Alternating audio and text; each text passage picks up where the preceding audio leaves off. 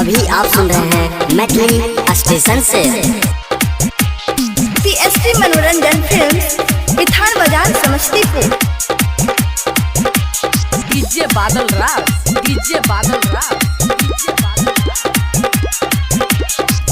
तोई राख हमर दिला कैलही गे शादी, तोरे खातिर हमें मरबोगे जान। तोई राख हमर दिला कैलही गे शादी, तोरे खातिर हमें मरबोगे जान। शादी के पंडाल में बाराती बन के अइबो, तोरा बगल में बैठ जइबोगे जान। जान गए शादी के पंडाल में बाराती बन के अइबो, तोरा बगल में बैठ जइबोगे जान। अभी आप सुन रहे हैं मैथिली स्टेशन से।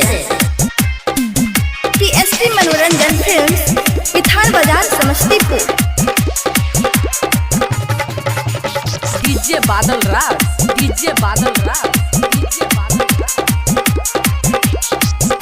प्यार तू कलही गोरी जाल में फंसा के, ससुरा तू चल गलही पियाबा के साथ में, पियाबा के साथ में।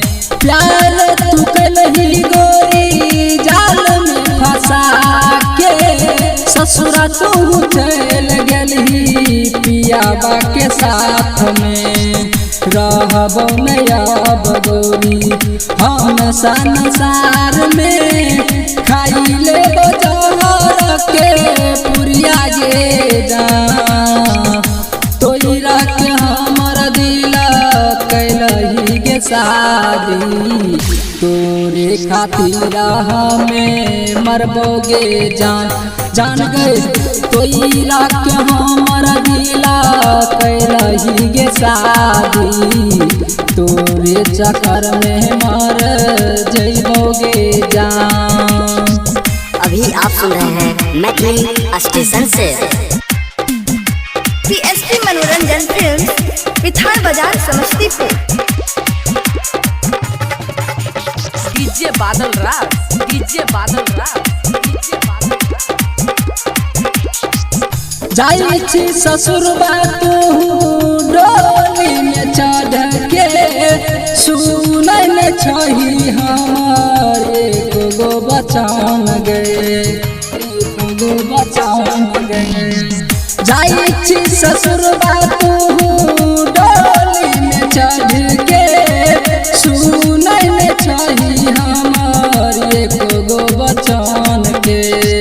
गायक सनोज के तू मानै छी नै बात गे, अमर सुभाष संगे गली गे जान।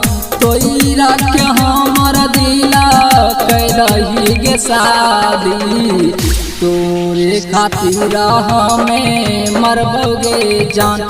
जान गए तोई रख हमर दिला कैलही गे शादी, तोरे खातिर हमें मरबोगे जान।